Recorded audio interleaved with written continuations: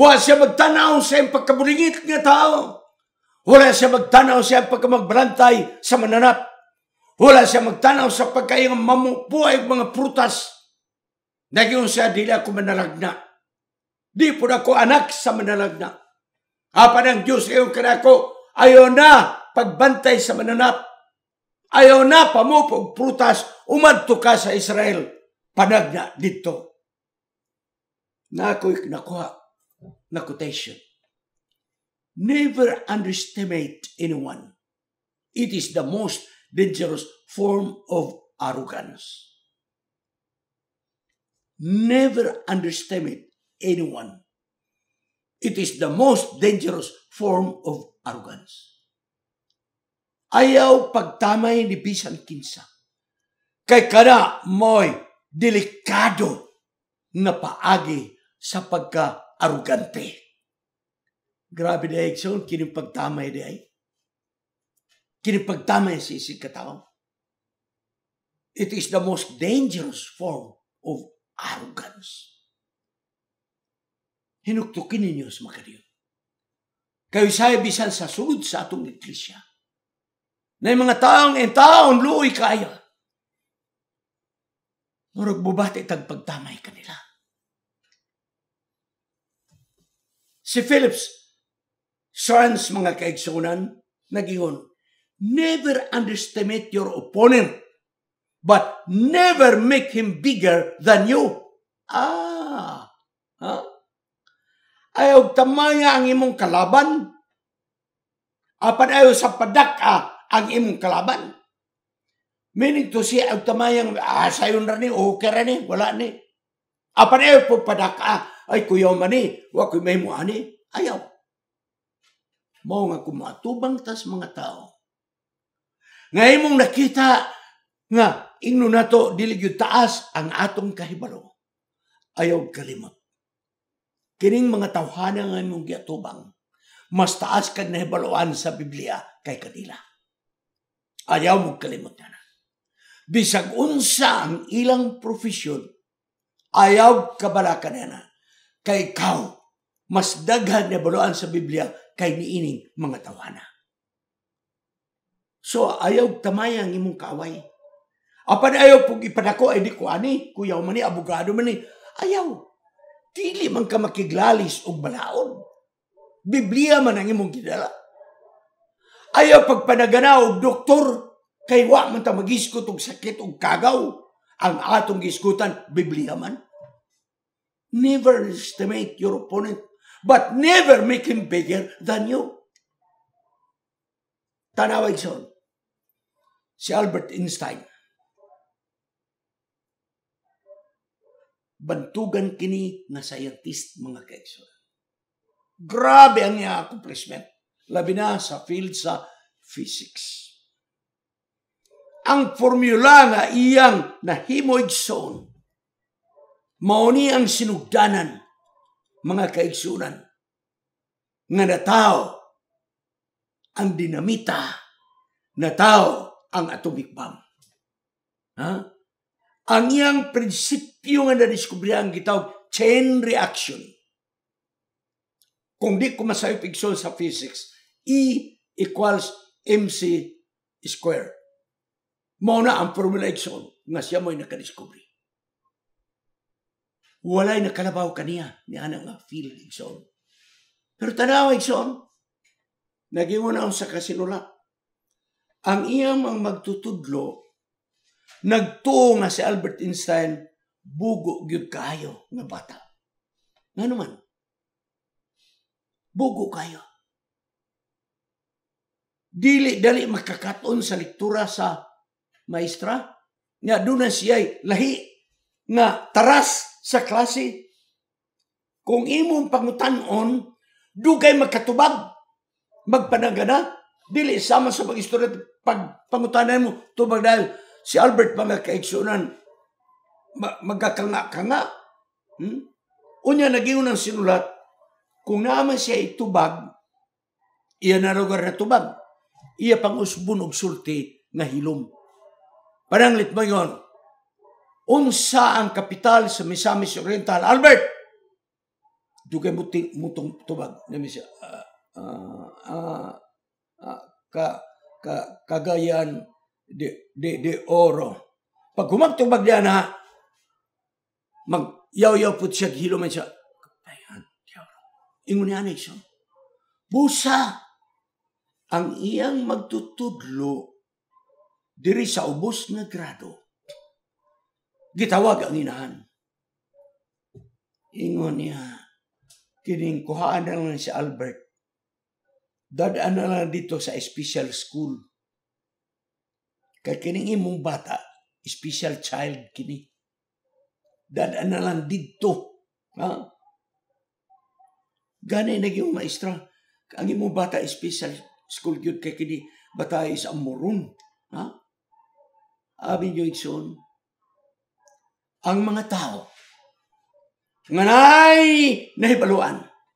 Ang mga tao nga dunay mga ayong kahimtang, usay di makakita sa potensyal sa katao kung yano ra kayos. Mo ang tendensya, tamayo niya ang mga tao. Si David o Goliath, naibaluta, di na lang ako na-explain ng mayo. Unsa gingon ni Goliath, unsa ka? Unsa man ko iro? Nga nagdalang ka og bunal? Ha? Dali nga rin. Matod pa niya, dali nga rin. Kay kunis-kunison ko na yung ipakaon ko na sa langgam.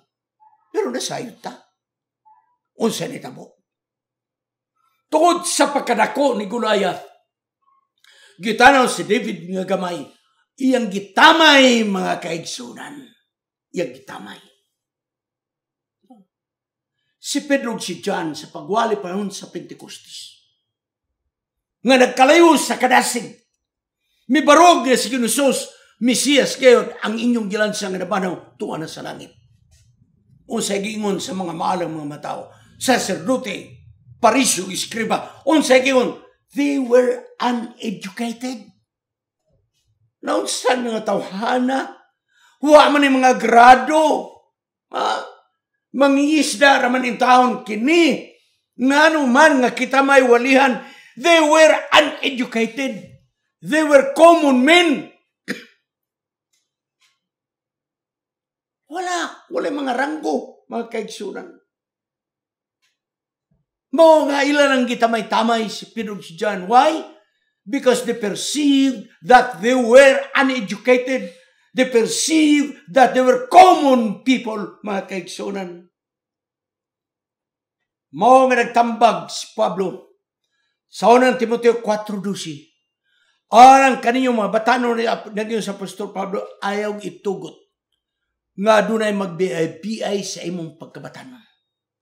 Kaya ang batanon mga kaigsunan, adunay dakong mahimo sa iglesia kung imo silang gamiton. Ang mga batanon mas kusgan kaysa mga tigulang. Ang mga batanon mas abti kaysa mga tigulang. Mao nga nagingon sa Apostol Pablo, adunay gahom ang mga batanon. Ayaw itugot nga magbiay kaninyo. Si Ginusos, wala makaikyas sa pagbiay-biay. Wala. Si Ginusos, wala makaikyas sa pagtamay. Marcos 6:3. O sa giyon sa mga parisyo iskriba. Dili ba kini anak man sa panday? Nga anak ni Mary?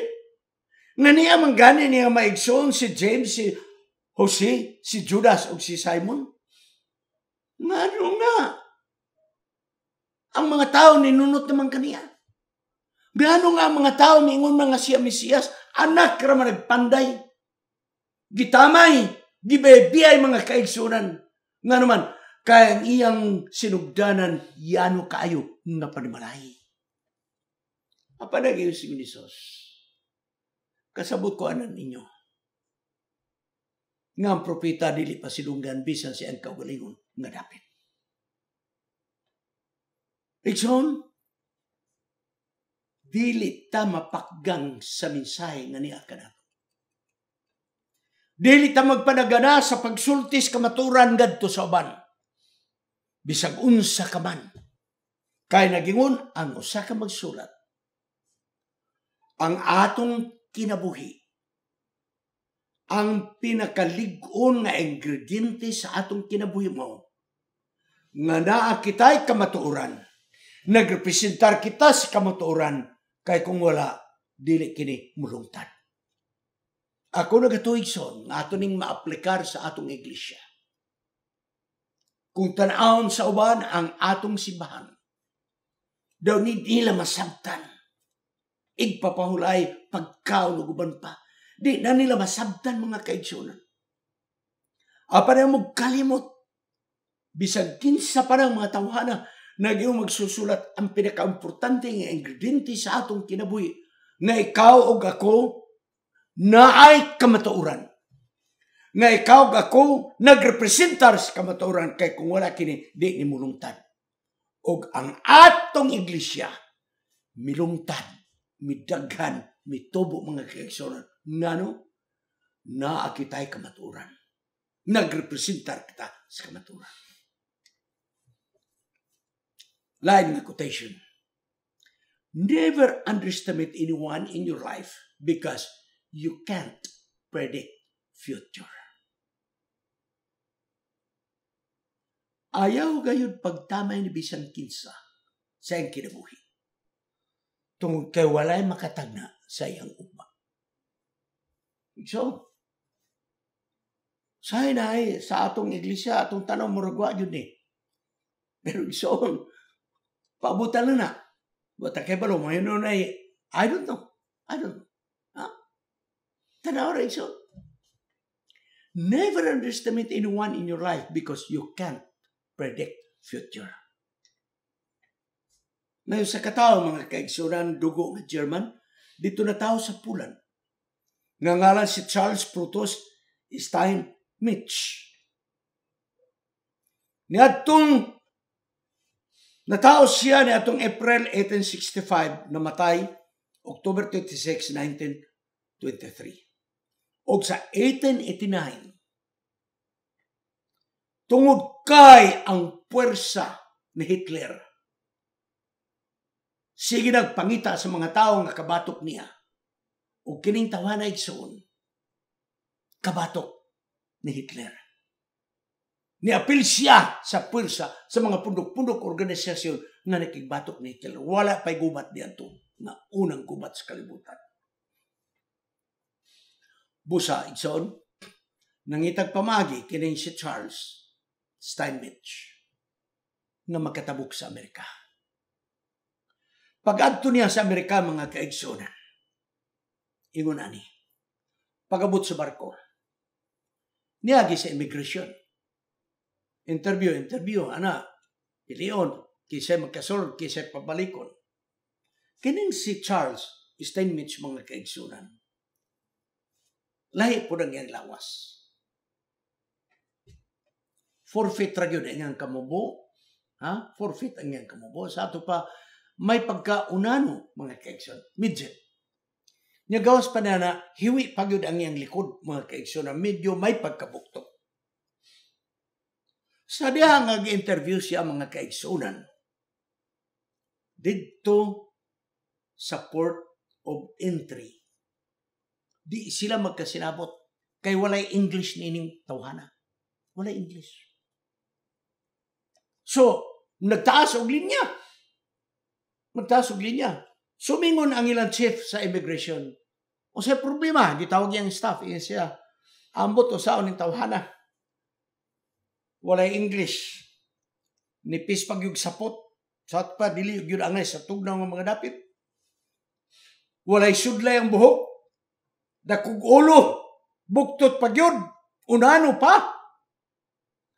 Ang tuyo ni adtong maong nag-interview, nga moingon ng hipe nga ipabalik na. Pero tanaway son. Niingon ang hipe, okay, sige. Dawata. Di dawat. Wala yun na sayon sa Amerika unsay abilidad ni si Charles Brutus. Di ay sa kinikabanggiitan na mathematician, mga kaigsunan. Dito sa Pulan. Ugon niya o sa ka-engineer sa elektrisidad. Daghan siya mga imbito. Nang-apply og trabaho. Huwag mo dawat. Kisa may mudawat tanaw ra niyang lawas, dili sa pagunsa, wala mudawat. Wala mudawat, labay-labay lang. Sa ako nabasa na yun, ni-apply kini sa Westinghouse o sa kadako nga kompanya. Kaya nagingon siya nga aduna siya ay mahimo sa pag-improve sa mga electrical na mga kagamitan sa ilang kompanya. Gay katawag manager. Sige pang-apply, wala lain midawat kaniya factory sa silhig. Unya kay ng silhig kay naamay kanang mutahi bitaw, dili ka ng silhig nga tukog. Kanang pino nga silhig tahion man na. Gipatrabaho siya. Ang problema sa kumpanya sa silhig mao nga dali madaot ang ilang elektrisidad, masunog, ma-overheat, ingon ana. John, gisulbad ni Charles mga kaigsunan, Steinmetz. Gisulbad. Imbito.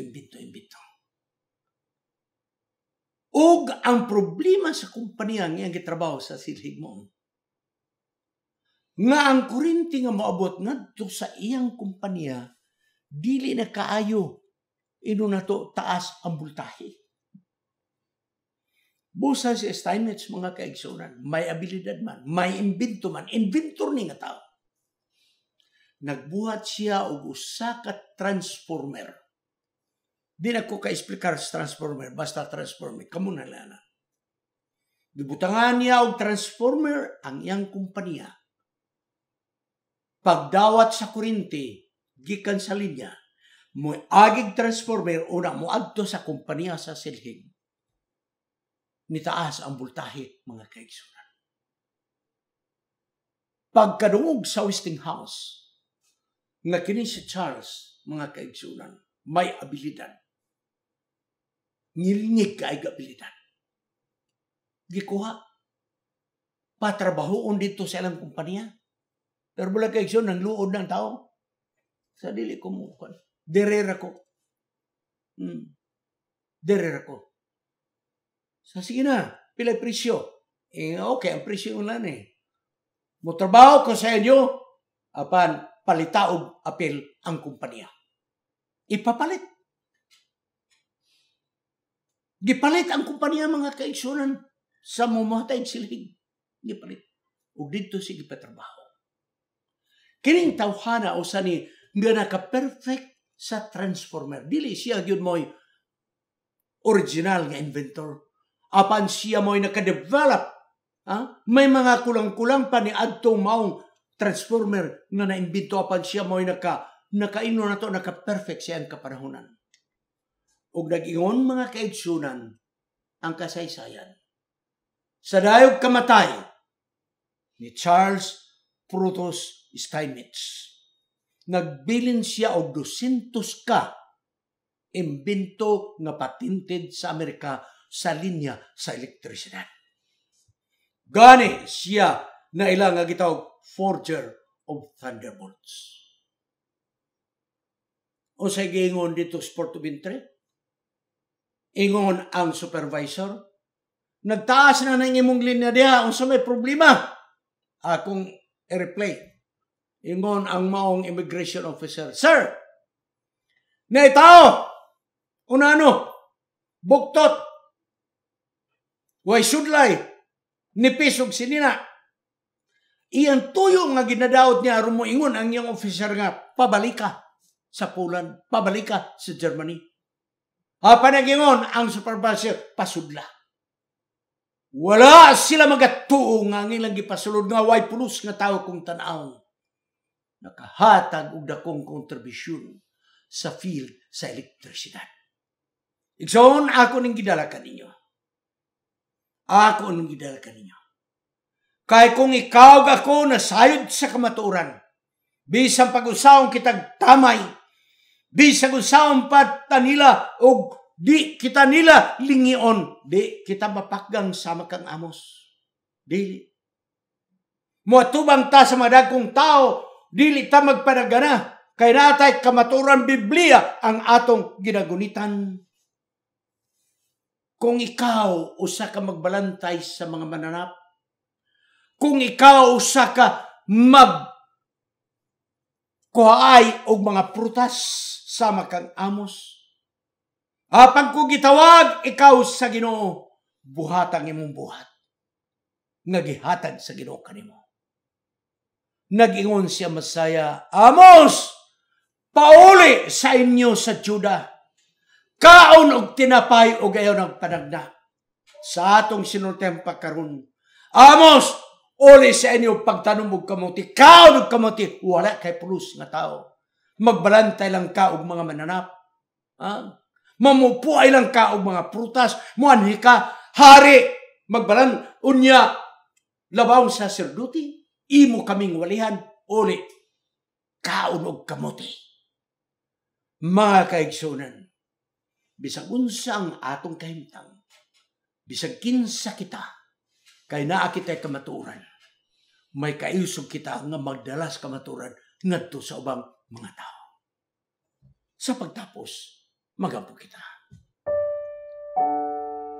Gamhanan na Diyos, tako sa among pagdaig, kay ikaw maluluyon man, mapinasayloon ug mahigugmaon. Ani ay mensahe nga imong gihatag kanamo. Imo kaming giluwas ug gitawag ni nga mensahe. Ug kini nga mensahe among ikapahat ngadto sa uban. Dili kami mutugot. Nga dunay mga tawo nga magabiay kanamo. Dili kami mutugot. Nga dunay mga tawo nga magatamay kanamo. Tungod kay sila mas labaw sa ilang nahibaluan kay kami nasayon nga mas labaw ang mong nahibaluan kay nga mong gidala ang kamaturan. Salamat kay ikaw nagatubag sa mong pag-ampo. Kining tanan among pagadawaton sa ngalan ni Jesus Manluwas. Amen. Kining inyong higala si Pastor Wendell Munggaya Serrano nga inyong igsoon usab magkapadasig sa matag-o sa kaninyo sa pag-like, pag-share, labaw sa tanan sa pag-subscribe sa atong YouTube channel ng pangalan Wendell Munggaya Serrano ug ayaw kalimot sa pag-click sa notification bell hangtod sa sunod nga higayon magkita na usab kita.